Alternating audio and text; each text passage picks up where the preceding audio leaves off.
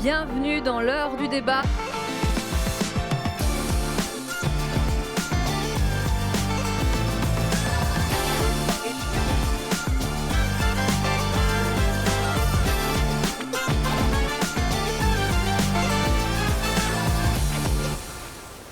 Bonjour à toutes et à tous, bienvenue en plein cœur du Salon de l'Agriculture et en direct pour l'heure du débat. Aujourd'hui, nous allons parler d'un sujet essentiel, la sécurité au travail. Au régime agricole, une personne meurt au travail tous les 2 jours et demi. De 2019 à 2023, chaque année, 85 non-salariés et 49 salariés ont perdu la vie.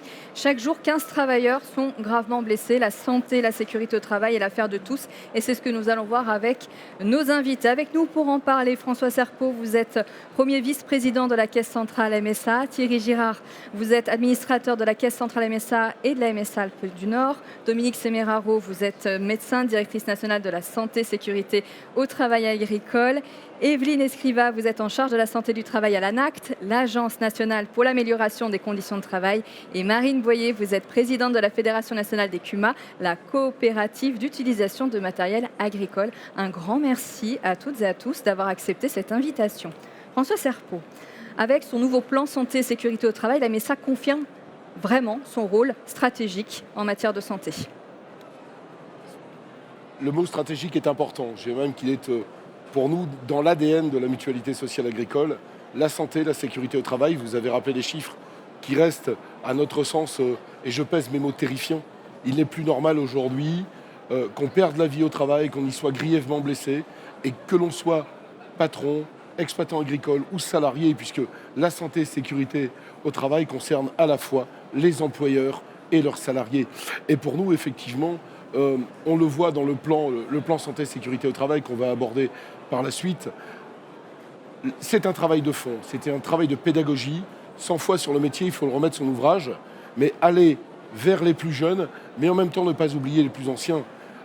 On est en présence de la présidente de la Fédération ECUMA, mais un conducteur aguerri doit encore être formé, doit encore être alerté sur la santé et sécurité au travail. On doit bannir on a toujours fait comme ça, ou c'était mieux avant, etc. Non, c'est une préoccupation constante de la mutualité sociale agricole, la santé, la sécurité au travail, pour la protection de tous.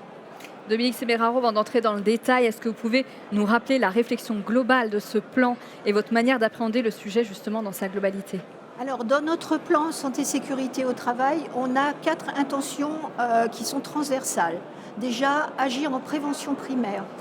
Pour nous, qu'est-ce que c'est la prévention primaire pour un médecin du travail ? Son patient à un médecin du travail, c'est le travail, c'est pas un individu. Donc nous allons traiter avec toutes nos équipes de la MSA, des services de santé et sécurité au travail qui sont les conseillers en prévention, les médecins et les infirmiers, la situation de travail. Parce que cette situation de travail peut provoquer des effets néfastes sur la santé des travailleurs.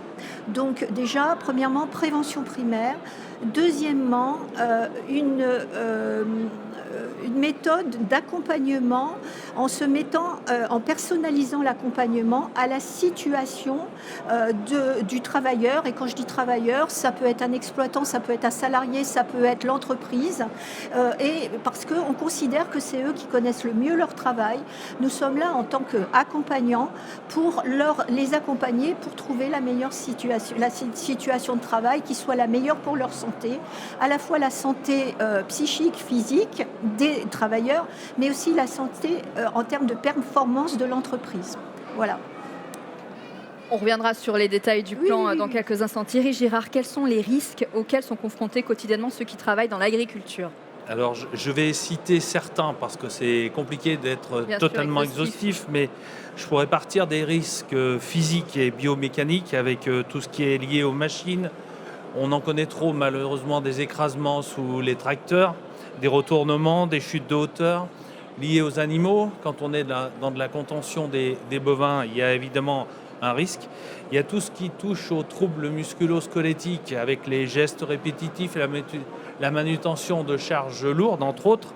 Le risque chimique dont on sait qu'il est un sujet fort avec les produits phyto, mais il ne faut pas oublier tout ce qui touche aux poussières de bois, de silice cristalline, d'amiante, on l'évoquait tout à l'heure. Les risques biologiques, on le sait tous, on a vécu récemment tout ce qui touche aux maladies vectorielles transportées par les insectes, les zoonoses, les épizooties. Les risques psychosociaux, bien évidemment liés à l'intensification du travail, la charge mentale, l'inconnu de l'avenir. Et puis de nouveaux risques qui sont apparus, qui sont liés aux transformations structurelles, liées à la concentration, l'agrandissement des exploitations, liées au vieillissement et à l'avenir finalement, au renouvellement qui n'est pas nécessairement toujours là. Et puis, je dirais, à l'intégration des nouvelles technologies, toutes ces transitions auxquelles le travailleur, qu'il soit exploitant, employeur de main-d'œuvre ou salarié, est confronté. Evelyne Escriva, peut-être pour commencer, rappeler qui est l'ANACT et comment vous travaillez ? Oui, merci.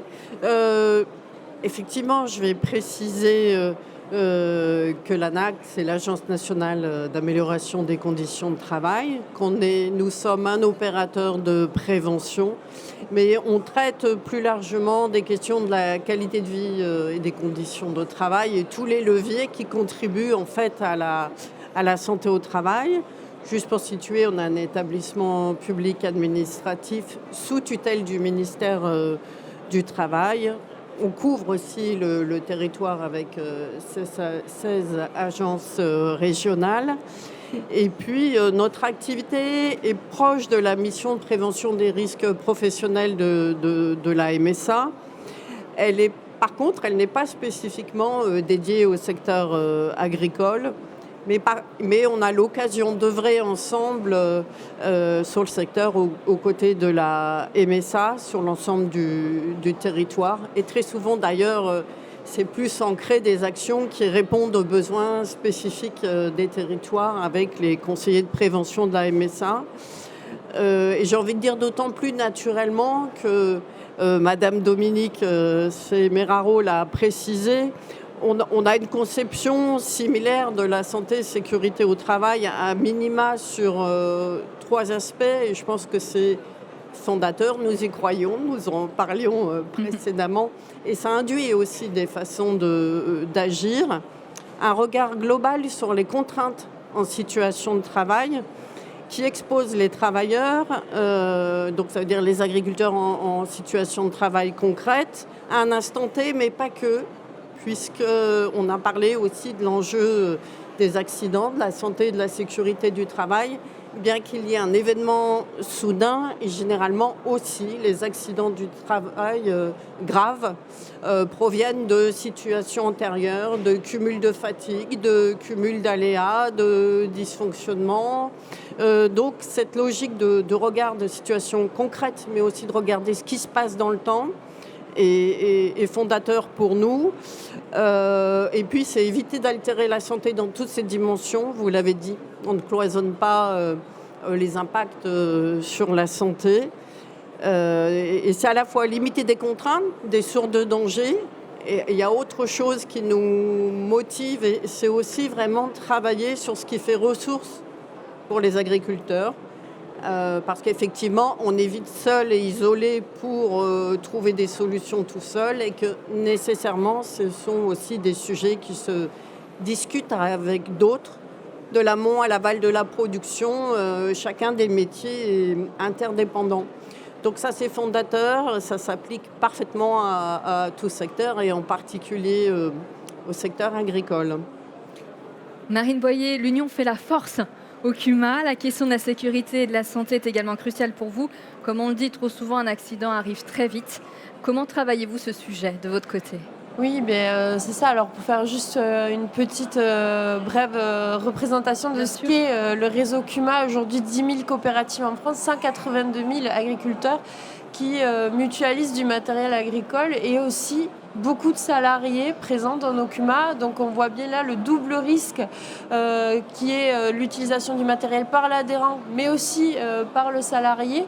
Donc nos fédérations, et en tout cas le réseau CUMA, est complètement investi sur le sujet, et c'est toujours, et c'est souvent en partenariat, en tout cas avec la MSA, que se font les choses. Il y a des territoires qui signent des conventions qui permettent de sensibiliser les salariés, mais aussi les adhérents de CUMA sur la sécurité au travail.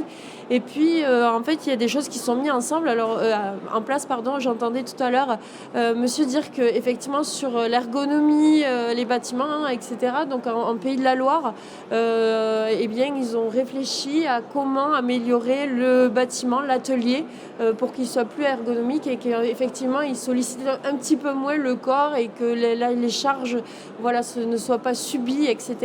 Et ensuite, pour et bien évidemment, ce qui est des premiers secours, on a des territoires qui sensibilisent leurs adhérents et aussi les salariés de CUMA aux premiers secours. En fait, le collectif est toujours là pour amener son lot de solutions. Et en tout cas, sur ces initiatives si on veut toucher du monde, si on veut pouvoir faire une formation à un bon nombre d'agriculteurs, alors la CUMA reste le meilleur lieu. Quand ça s'impose justement, la sécurité, elle passe par la prévention. Elle commence par la prévention. C'est la base. Et souvent, quand on parle de prévention, il faut la démarrer le plus rapidement possible. C'est-à-dire dans les lycées agricoles, dans les MFR, dans tout ce qui fait aussi l'ADN de cette famille agricole. Pour commencer chez les jeunes, leur apprendre les bons gestes tout de suite. Et la force du réseau de nos 35S locales, avec le réseau de préventeurs, c'est d'aller vers. On parle souvent d'aller vers en matière de mutualité sociale agricole, mais y compris en matière de prévention. C'est expliquer les bons gestes. On parlait de travailler en hauteur. Monter 3 marches, c'est déjà du travail en hauteur. Et on sait la hauteur de certaines machines, puisqu'on parle des CUMA, mais aussi on sait l'adaptation des bâtiments. Et donc, à chaque fois, les bons gestes. Et puis, en même temps, la prévention, et je le répète parce que c'est important, elle s'adresse également aux plus anciens. La prévention s'applique tout au long d'une carrière, pour un salarié comme pour un non-salarié. On a vécu un événement dramatique et on va mener une action dans une caisse locale du réseau parce qu'on a eu un accident pour un travail en espace confiné. Et on a découvert des choses en espace confiné. Les équipements n'étaient pas tout à fait là, les sapeurs-pompiers pas tout à fait prêts. Et donc on a malheureusement un salarié décédé, un employeur qui est très grièvement blessé, qui restera probablement lourdement marqué par ce qui est intervenu. Donc ça ne doit plus arriver. Et effectivement, ça passe par la prévention, les bons gestes, les bons mots, le bon affichage. À chaque fois, répéter. Ça peut sembler fastidieux, mais c'est l'élément de base pour qu'on puisse, à un moment, ne plus commettre ces erreurs-là, parce que la routine s'installe et qu'à un moment, on se dit ça n'arrive qu'aux autres. Dominique Semeraro, justement, comment travaillez-vous cette prévention? Quels sont les points essentiels du plan? Alors, les plans, le plan a deux grands axes. Un axe classique qui vise à éviter des effets néfastes sur la santé des travailleurs, donc accompagner les entreprises au travers de l'analyse de la situation de travail pour repérer des déterminants péjoratifs. Donc, on regarde de façon globale, à la fois sur la prévention des TMS, troubles psychosociaux, addictions, des expositions à des produits chimiques dangereux, les accidents du travail graves et mortels. Et un deuxième axe beaucoup moins classique, je dirais, sur lequel c'est aussi un plan qui a une visée aussi de recherche et développement et d'aller anticiper, accompagner dans les changements actuels du monde agricole, tant au niveau des technologies, on a les drones qui arrivent, l'intelligence artificielle qui arrive au niveau des exploitations, les exosquelettes. Et donc nos équipes expérimentent pour accompagner, pour comprendre les effets négatifs que peuvent amener ces nouvelles façons de travailler et de façon à créer des méthodologies de prévention. De même, dans le monde actuel, tout change, le monde agricole, on a des crises climatiques, on a des crises climatiques qui vont obliger des agriculteurs à changer de production. Donc, qui dit nouvelle production, dit nouvelle situation de travail. Nos équipes ont pour objectif d'accompagner tous ces changements dans une vision prévention santé, sécurité au travail.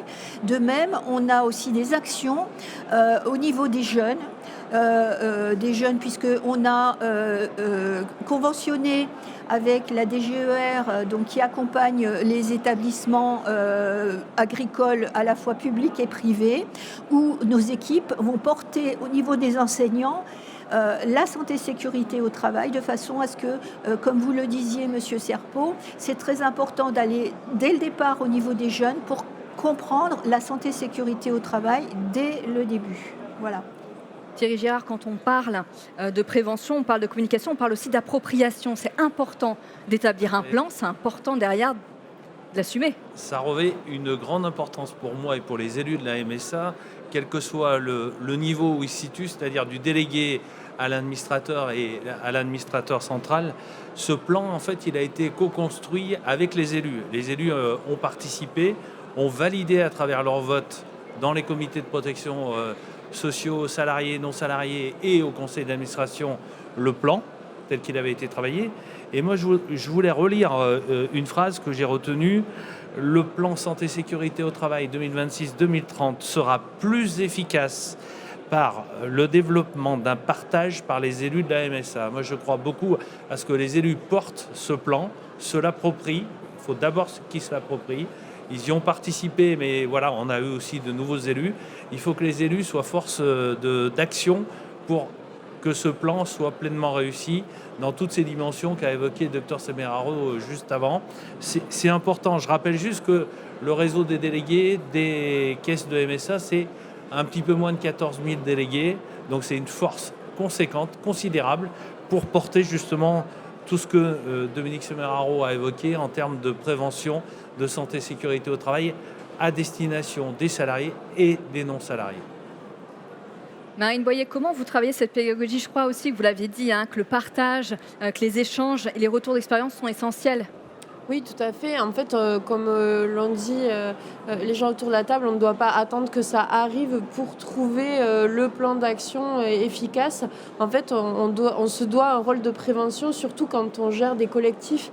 On est bien sûr sur la prévention et sur la sécurité de la conduite des machines. Alors ça peut être les tracteurs, chariots élévateurs et tout ce qui suscite un petit peu ces dangers qui pourraient être liés au quotidien aussi. Le faire trop vite, le faire, ça c'est quelque chose qui est très agriculteur, de faire tout vite, de faire dans la précipitation. Et tout ça, on doit l'éviter, évidemment. Et puis il y a un autre volet aussi auquel nous sommes sensibles et auquel nous nous tenons aux côtés de la MSA pour participer, c'est les opérations de sentinelle et de repérage des agriculteurs et des agricultrices qui pourraient être en difficulté de santé mentale. Et en fait, c'est aujourd'hui de pouvoir identifier ou en tout cas former les agriculteurs, les adhérents et les agricultrices sur ces volets-là, les sensibiliser pour qu'ils essaient en tout cas de pouvoir identifier si l'un d'eux ou l'une d'elles va mal et de pouvoir soit faire intervenir la MSA si la situation est trop délicate, soit pouvoir amener un soutien, puisque c'est ça le cœur aussi et une de nos valeurs, ça fait partie de nos valeurs en CUMA, c'est-à-dire la solidarité, l'humanisme. Donc tout ça doit se retrouver bien sûr dans ces enjeux de sécurité et santé au travail. François Serpot, on a évoqué les jeunes, on reviendra plus précisément avec Thierry Girard sur les dispositifs pour les jeunes au niveau de l'enseignement, mais vous le disiez, les jeunes souvent sont ceux qui redonnent finalement les bonnes actions aux anciens, non? C'est ça? On sort d'une EMFR, on sort d'un BTS, on est galvanisé, on a des profs qui ont bien fait le boulot. Souvent les préventeurs de la MSA interviennent dès les lycées agricoles, des MFR, je l'ai dit, et ces jeunes sont porteurs d'un message, parce qu'ils vont, eux, avoir en tête directement les bonnes pratiques, parce qu'ils savent qu'il y a des choses qui ne se font pas, il y a des choses qui se font quand on monte dans un matériel agricole, il y a des choses qui se font quand on a du travail en hauteur, quand on manipule des animaux. L'agriculture, c'est un travail du vivant, et travailler avec du vivant, c'est travailler avec des animaux, et on a malheureusement trop d'accidents. Donc encore une fois, ayons confiance dans nos jeunes, parce que ils peuvent apporter cette fraîcheur, ce nouveau regard, et s'entendre dire non, ça marche, on a toujours fait comme ça avant. Eh bien non, ils doivent pouvoir dire peut-être, mais moi on m'a appris à faire ça comme ça parce que c'est là où il y avait le moins de risques. Et ça me permet de rebondir sur un témoignage que j'ai entendu pas plus tard que sur une table ronde tout à l'heure, c'est-à-dire où un jeune a expliqué que sur un de ses premiers emplois agricoles, en fait, il s'est retrouvé à faire une mission où il devait être hors du tracteur avec le tracteur qui avance tout seul. Et donc là, il a dit « Ok », et avec mon collègue, on a dit « Bon, c'est pas normal, on doit stopper », et ils ont interpellé leur employeur. Et donc, je pense qu'on est totalement dans ce discours. Complètement. Exemple frappant, Thierry Girard, de l'utilité d'être au cœur du dispositif dès le plus jeune âge. Je vais repartir d'une étude qui a été menée par l'INRS, donc l'Institut national de recherche et sécurité, qui indique qu'à partir du moment où les jeunes sont formés, les jeunes de moins de 25 ans ont été formés au cours de leur cursus scolaire, ils ont 2 fois moins d'accidents du travail. Donc c'est parlant, il n'y a pas... Voilà. On n'a pas à se poser de questions. François le disait, à partir du moment où ils auront été formés le plus en amont possible à toutes les bonnes pratiques, celles qu'il faut éviter, on va essayer de faire changer les choses. Voilà, parce que on a mené à une époque une campagne sur le port de la ceinture dans les tracteurs. Oui. Typiquement, c'était pas du tout quelque chose qui était envisageable, envisagé. Et pourtant, on sait tous que ça revêt une importance capitale par rapport à la santé-sécurité au travail et à la santé des utilisateurs des machines agricoles. Donc moi, je voulais revenir sur la convention avec l'enseignement agricole que Dominique Semeraro a évoqué tout à l'heure, son importance justement pour qu'elle soit déployée. Alors, elle a été signée nationalement, maintenant il faut qu'elle soit déployée dans les régions, c'est-à-dire qu'il faut que dans les établissements d'enseignement privé et public, vous l'avez dit, il y ait les moyens qui soient consacrés, un référent, et qu'il puisse y avoir les 4 axes de travail qui soient pris en compte et essayer d'essaimer pour faire que nos jeunes ne soient plus demain confrontés à des situations d'accidents du travail graves et mortels ou des situations de handicap forts qui devraient les conduire à se réorienter. Et voilà, on lutte contre la désinsertion, sur le sujet de la désinsertion professionnelle. Il faut que tous ces moyens soient mis en œuvre pour qu'on essaye d'aller vers autre chose et qu'on change la manière d'appréhender ces sujets. Et qu'on permette aux jeunes d'avoir le courage, comme ils ont certainement fait, de dire là, il y a un problème, c'est pas comme on nous a appris, c'est pas normal. Evelyne Escriva, on va revenir sur les enjeux de la sécurité du secteur agricole. Selon vous, quels sont-ils? Et on va pouvoir tous en parler. Oui, je vais faire un petit détour pour rebondir sur tout ce qui vient d'être dit, notamment pour faire écho effectivement à la demande sociale que nous recevons sur les territoires et les travaux que nous pouvons mener. Et souvent, il y a vraiment une articulation entre des spécificités des territoires, des enjeux de filière et des enjeux d'une diversité de population au travail. Vous l'avez dit, les jeunes, les moins jeunes, mais aussi les saisonniers, le travail des femmes. Et ce sont des sujets que vous portez également. Donc on est particulièrement aussi sollicité sur les questions d'attractivité, d'insertion, de fidélisation, que ce soit d'ailleurs aussi des saisonniers et des femmes, avec ce qui était tout l'enjeu, qu'en fin de compte, quand on se préoccupe d'une population particulière, généralement, on améliore les conditions de travail pour tous. Donc c'est quelque chose d'assez fondateur et on voit bien que le périmètre s'élargit sur j'allais dire salarié, mais non, c'est pas adapté pour le monde agricole. Je veux dire agriculteur au sens large, travailleur. Hein. Ça concerne tout le monde. Alors, ça peut être aussi dans des filières très particulières. Vous aviez parlé des exosquelettes et du coup, ça m'amène à souligner un point, c'est aussi l'apport et l'intérêt des échanges intersectoriels. Sur cette question, nous avions travaillé avec la MSA, en particulier mes collègues de Nouvelle-Aquitaine, sur les conditions d'usage, les effets et la pertinence d'ailleurs d'usage des exosquelettes. Et typiquement, nous avions organisé un événement et un échange avec l'OPPBTP et donc les pratiques qui existent aussi dans le bâtiment sur les mêmes questions, avec les mêmes enjeux, les mêmes interrogations. Donc c'est aussi une force de pouvoir croiser les secteurs.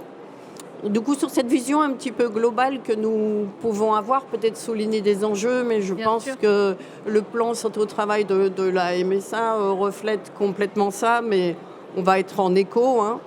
Mais peut-être je mettrai particulièrement l'accent sur 2 points, 2 axes. Le premier, il y a quand même un enjeu très fort, et en particulier dans le monde de l'agriculture, pour différentes raisons, c'est de faciliter l'expression des agriculteurs, les salariés, les exploitants sur leur travail. C'est-à-dire qu'à la fois, nous, on le pose comme un fondement, la MSA également, mais en même temps, rendre le travail visible et dissible, c'est pas si simple, ça s'accompagne. Donc c'est vraiment une orientation forte que l'ANACT porte, en particulier, elle aussi, sur la même temporalité que la MSA sur notre nouveau contrat d'objectifs et de performance, mais la MSA aussi porte ce sujet-là, en soulignant quand même que c'est un levier très très puissant de connaissance, mais ça veut dire aussi de reconnaissance de l'expertise, du boulot que font les personnes.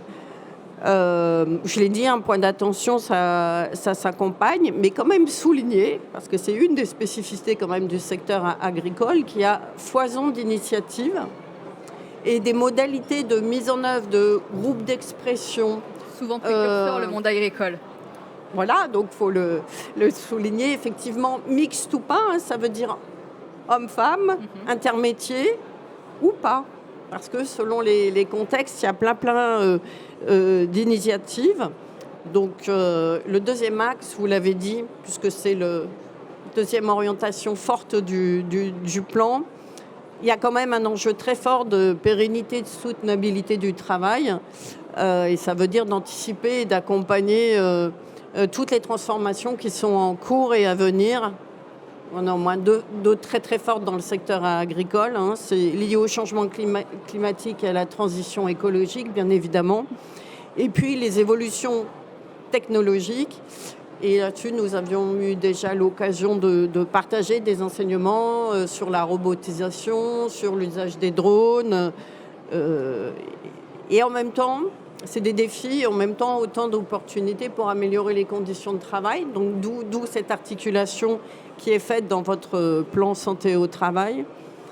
Et juste pour signaler que nous avons quand même un gros projet en commun. L'ANACT gère le fonds d'amélioration des conditions de travail. Et en 2024, nous avions lancé un appel à projet dédié à l'agriculture, en partenariat avec le ministère de l'Agriculture, la mission la prévention de la mal-être en agriculture et la MSA. Et au final, il y a 15 projets ambitieux, dans le sens où ils visent à prendre en compte ces points qui sont en cours de réalisation et que nous espérons valoriser à terme. Merci beaucoup. Dominique Semeraro, rapidement, on commence à arriver vers la fin de l'émission. Comment vous intégrez ces nouveaux enjeux ? Alors, donc toujours, désolée, c'est rapidement, mais comment on intègre ces nouveaux enjeux de la transformation du monde agricole ? Eh bien, c'est avec toujours à peu près la même méthode. C'est accompagnement personnalisé de nos bénéficiaires. Observation, analyse des situations de travail et toujours dans une vision globale et systémique. Voilà. Et réflexion partagée. Voilà. Donc, Madame Escriva parlait de paroles, d'expressions, et donc tenir compte de la réalité du travail des personnes que nous accompagnons.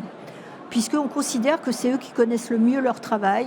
Nous sommes là juste, notre travail à nous, c'est la santé-sécurité au travail. Eux, ils connaissent leur activité et nous apportons le plus de façon à ce que leur situation de travail soit bien sûr viable, mais aussi vivable. Voilà, c'est-à-dire qu'elle se pratique dans le cadre du bien-être et en l'absence de pathologies liées au travail. Voilà. Si je peux voyez, pour conclure, on va finir avec cette question-là. Quels sont les enjeux pour vous en matière de santé et de sécurité ? Oui, alors nous, ce qu'on peut en dire déjà, c'est que très rapidement, il y a une étude qui a été menée en interne par une de nos fédérations et qui, en tout cas, certifie que cette solution du collectif de la CUMA eh bien, permet à un salarié de se sentir en sécurité et aussi d'avoir une qualité de vie au travail qui est très satisfaisante. En tout cas, c'est les résultats de l'enquête. Et pour nous, ça reste quelque chose de fondamental. On ne pourrait pas s'imaginer qu'un salarié ne se sent pas bien en CUMA. Donc les enjeux, c'est bien évidemment d'accompagner, grâce au réseau fédératif, eh bien, les adhérents, les adhérentes et puis tous les salariés sur ces enjeux de sécurité. Thierry Girard, un petit mot pour rebondir sur ces enjeux. Je voulais rebondir sur ce que vous avez dit, madame. Moi, j'adhère pleinement au fait qu'il faut que les collectifs de travail s'interrogent sur le travail. Et ça reboucle avec ce qu'on a pu présenter dans le cadre du plan santé-sécurité au travail, que les collectifs se parlent, se mettent autour d'une table, évoquent tous les sujets de l'organisation du travail, des bâtiments, c'est la sécurité. Et tout le monde ne pourra s'en porter que mieux. Et la santé notamment et la sécurité au travail ne seront que confortées. Donc voilà ce que je peux dire en conclusion. Et bien, un tout petit mot très rapide, vraiment rapide. rapide. En conclusion, Marc, souligner quand même qu'il y a une multitude d'acteurs dans le monde agricole qui s'emparent de ces questions. Donc les CUMA, on l'a vu bien sûr. Il y a les services de remplacement dont on n'a pas parlé, mais qui contribuent largement à prévenir l'usure. J'ai un petit peu mal à la gorge. Les groupes de producteurs, la filière... les AOP, la filière bio, enfin il y a plein de choses, plein d'initiatives. Les ONVAR aussi qui sont dans le paysage et qui proposent d'autres... les réseaux d'accompagnement d'installation et de transmission, les réseaux d'insertion, enfin il y a quand même pléthore d'acteurs qui se mobilisent ensemble, puisqu'il y a un enjeu de se mobiliser ensemble pour la prévention. Voilà. Merci beaucoup. François Serpol, mot de la fin. Une carrière est longue, mais elle passe vite. Et donc, il ne faut pas qu'elle soit raccourcie par un accident. Donc, le maître mot d'une carrière, c'est prévention, formation, tout au long de la vie, tout au long du temps. Et que la prévention soit aussi quelque chose qui soit perçu comme un intérêt, qui ne soit pas subi. Que la prévention ne soit pas quelque chose qu'on prenne comme un poids sur les épaules, mais que ça soit quelque chose qui apprenne, on est apprenant quand on fait de la prévention. Et ça, prévenir et apprendre, c'est la pédagogie, c'est ce qui doit guider une carrière. Un grand merci à vous tous pour ces échanges très riches sur un sujet complexe et sans cesse en réflexion. À très bientôt sur MSA TV.